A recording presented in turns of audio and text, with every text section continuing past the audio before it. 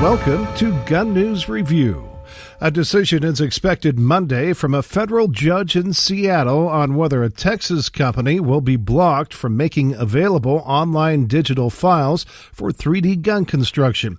U.S. District Judge Robert Lasnik said this week he'll make the decision on the issue, which has sparked nationwide controversy following a settlement between the company and the Trump administration, which allowed the files.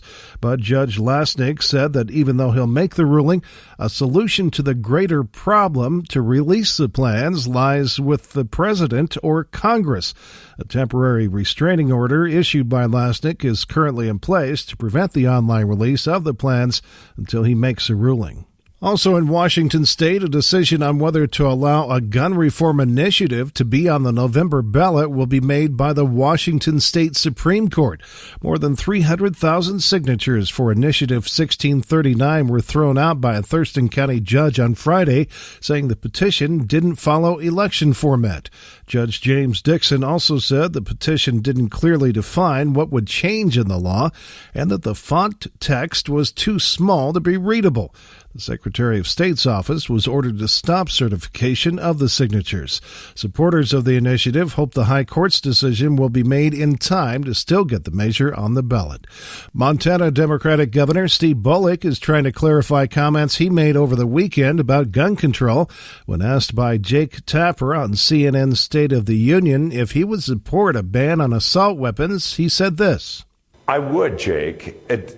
If we really step back for a minute, I think most folks that, be it in Montana or elsewhere, that are firearm owners want to keep themselves and their families safe. That's not unlike folks that say that all of these school tragedies and everything that's been happening, what do they really want? Those same values. Now, there are things that we could do immediately, everything from red flag laws to closing, sort of having a universal background check, to making sure that we're doing everything we can, some age restrictions and magazine restrictions. This week, Bullock spoke to reporters in Montana and was asked about his comments. He said that any ban should be part of a wider discussion on how to address gun violence. He went on to say thoughts and prayers aren't enough at this point, and if there are steps that we can take, we really ought to be taking those steps. Montana's Republican Party chair says that Bullock's comments just show that he's another gun-grabbing liberal trying to court the coastal elites. The state of New Jersey is continuing to investigate an insurance company branded by the NRA for gun owners. The State Department of Banking and Insurance said this week it's investigating Locked On's Carry Guard insurance program in the state for potential violations in marketing and sale of the program. It says the NRA is not licensed to sell insurance in New Jersey. The NRA promotes the product as comprehensive personal firearms liability insurance, including self-defense insurance for those who lawfully carry firearms and their families. A Nevada state court judge has ruled that a gun buyer screening initiative approved by voters nearly 2 years ago is fatally flawed and can't be enforced. Clark County District Court Judge Joe Hardy Jr. said the initiative's supporters should have known the measure would be contingent upon the FBI's approval for the federal agency to take over criminal background checks during private sales of firearms.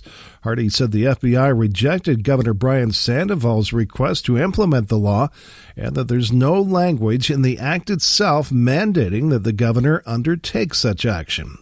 You're listening to Gun News Review. The West Lafayette, Indiana City Council and mayor are defending themselves for passing a non-binding resolution earlier this month calling on the General Assembly to adopt stricter gun laws. That would include background checks on private party purchases, whether at gun shows or on the Internet. Mayor John Dennis this week said there have been a lot of people who have misinterpreted the intent of the action. He said they were not trying to inhibit those who are qualified to have a gun, but to highlight some of the pitfalls of gun ownership. The NRA has spoken out against the resolution, which is only a suggestion for state lawmakers and does not put a gun control ordinance in place. The Crime Prevention Research Center has issued its latest annual report on the number of concealed handgun permits in the U.S. It says despite the expectations of many after the 2016 elections, the number of concealed handgun permits has again increased. In 2018, the number of concealed handgun permits soared to over 17.25 million. That's a 273% increase since 2007. Just over 7% of American adults have permits. And it says that an even larger number of people carry because in 14 states, people don't need a permit to do so.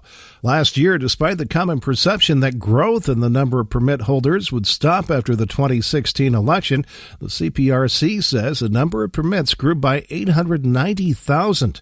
In 15 states, more than 10% of adults have permits, it says, up from just 11 last year. Alabama has the highest rate at 22.1%, followed by Indiana.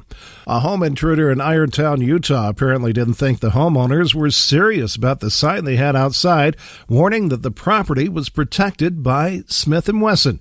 Police told KSTU that despite the sign, along with barbed wire fences and no trespassing signs, 24-year-old Christian Holbert kicked down the door of the house and confronted the couple inside. The somewhat elderly couple shot the man several times.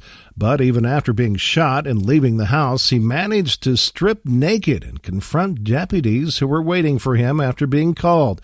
After tasing the man and restraining him, authorities airlifted the suspect to a hospital in serious condition, and the couple wasn't injured.